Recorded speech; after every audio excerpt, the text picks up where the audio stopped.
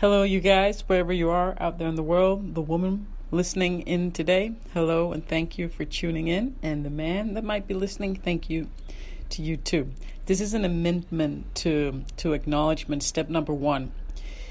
The reason I'm amending it is because I've moved away from anger. I am no longer angry, and I don't research as much in anger, and I don't only serve people with anger issues anymore. So step number 1, acknowledgement, is acknowledging all the feelings that we have that are not serving us, whether it be anger or blame or complain. Acknowledgement is about setting ourselves free from that, and it starts with honesty. When you send a text, when you do something, what is really your intention? Is there blame or anger, resentment, or complaint in it? Is that behind it? So the really, really powerful thing about being honest about it and saying and forgiving. Don't hold on to hatred towards family members, ex-boyfriend, mother, all these feelings. When you let go of them, you move your life. You catapult it in the right direction. So acknowledgement is about, first of all, it used to be, hi, my name is Amanda and I'm an angry wife. Acknowledging it, reaching out, asking for help, because you can't help. You can't move unless you are honest and ask about help. That's kind of denial, like an alcoholic in denial of being an alcoholic. But it's also about blaming, complaining, and shaming. And whether or not you want to be right about your story. And I have had so many stories, and I've had clients with so many great stories, and really logically, literally stories that I understand of a husband, so many things that you can complain about that are so true. Beer cans on the table, it is true, it's a fact.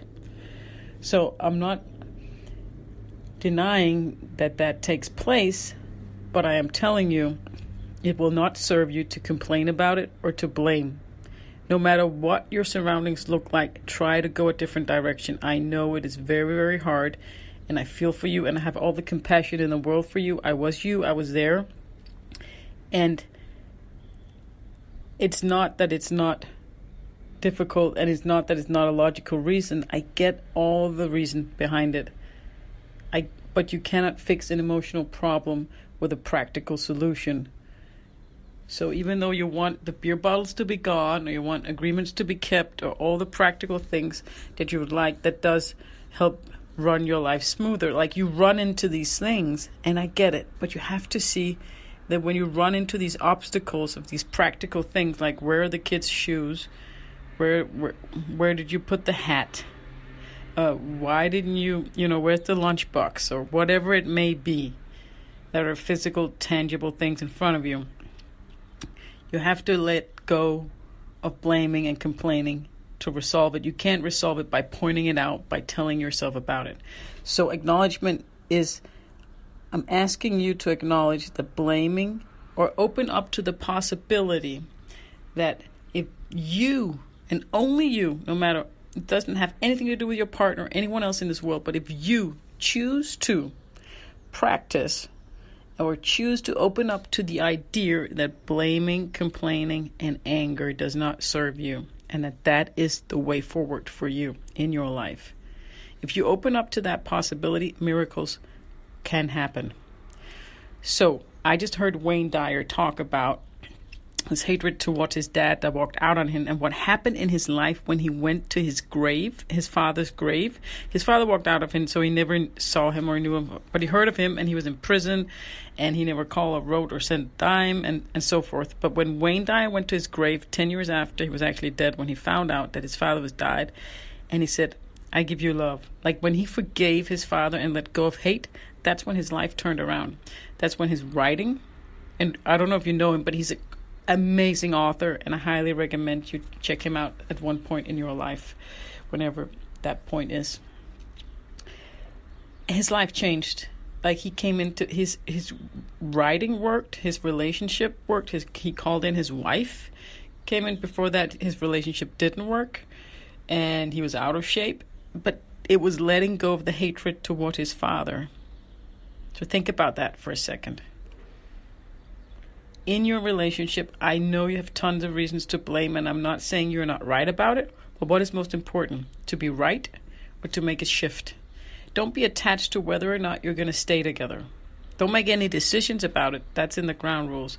But don't be attached. Don't look at it like you need to fix it or decide whether or not to be together. Don't put your energy there. Put your energy on thinking of it as a challenge. You're being challenged. This is a test. You can fail and recommit. That's great. That's the way to success. So don't be sad when you fail, because you are going to fail. You're going to flip sometimes when you see those beer bottles on the table or whatever it is practically that's annoying you and triggering you. But if you just one time, you can smile and just move the beer bottles away yourself, or clean the dishes, or just, if you can change just once, then you're going to win sooner or later. So acknowledgement now is not only about anger, because a lot of you don't have anger the way that I used to. It can be internalized, right? It can be resentment. It's negativity. So it's all the thing. It's pity parties do not serve you. Stories that you tell yourself about why he did that and he did this. Any story where you're the victim and you're not in control and you don't have a choice, all those stories do not serve you. I want you to open up to the idea that it's possible to shift your direction and that those stories do not serve you. It's not that they're not true, but that truth is not serving you and bringing you to where you want to be.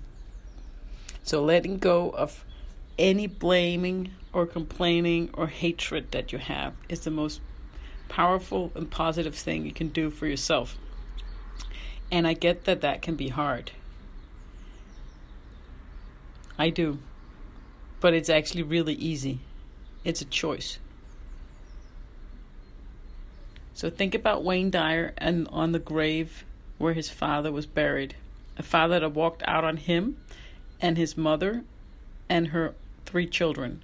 He walked out when Wayne Dyer was a baby. That biological father walked out on him, and Wayne Dyer was in foster homes for about 8 years after that, until he was reunited with his mother and a new husband that her mother found that was also an alcoholic and abusive, like Wayne Dyer's biological father. What happened in his life when he let go of hatred and anger towards his father? Wayne Dyer has changed the life of millions. He's a legend in self-development, self-mastery, and spirituality. And that only happened because he let go of hatred towards his father. He forgave him. Forgiveness. So forgiveness is really strong, and forgiveness is tied together with blaming and complaining, which is a lighter version of it, but which is tied to the stories that we tell ourselves. And like Wayne Dyer says, a thought. Everything starts with a thought, and everything ends. So manage your mind, manage your thoughts. So that's the amendment to acknowledgement, because this was originally Make Love Not War. And I, for one, had to acknowledge that if you focus on making love not war, if that's your work, is to make love not war for a very long time, then you're in a dysfunctional relationship. That is just a fact. Of course, again, it's a truth we can choose to look at or ignore. I had to acknowledge, even though we stopped fighting, and that was powerful and magical, and I knew then that I have all the choices, and I stopped blaming, I stopped having pity parties, I stopped having revengeful feelings. I used to be so hurt that I wanted to revenge, and I used to imagine physically hurting my husband, like I could go running and just imagine smashing his head in with a baseball bat. It's quite extreme. That was the anger, but then it went away, and then I was filled with love. So that's my strange relationship with love. So I acknowledged that my relationship was dysfunctional when I focused on Make Love Not War, and I shifted. My program is now called Lead with Love, which is a whole different area for me. And I have on a on a larger scale, stepped into step number 2, accept and surrender. So at this point in my life, I do not know what's going to happen in my marriage, really. I thought I let go in the beginning of the year, but I was still attached to us getting back together, to things happening. And now I've acknowledged that I really need to let go and really step into accept and surrender. But there are different ways of practicing. My invitation to you is that you take step number 1 to acknowledge the feelings that you have, but also to acknowledge that they're not serving you. So be honest about when you blame and when you complain. That is literally step number 1. But also that it's not serving you. Realize that and just fail and recommit to realizing that it's not serving you. So any story where you're the victim, that's the acknowledgement that we're talking about now. It's not just anger. It's any victim story. Is anything being done to you? It's stories from your past, your childhood, your upbringing, all those stories where you're the victim. They are not serving you. They're holding you back. Let go of that and step in to the bright future. Anything that has happened, has happened. You can't use it for anything. You can only use the present moment that you're in now to change the course of your future. And it can happen in a heartbeat. It is truly magic, but you have to be honest. That's what acknowledgement is about. That's what I have in store for you now in step number 1, the amendment to acknowledgement.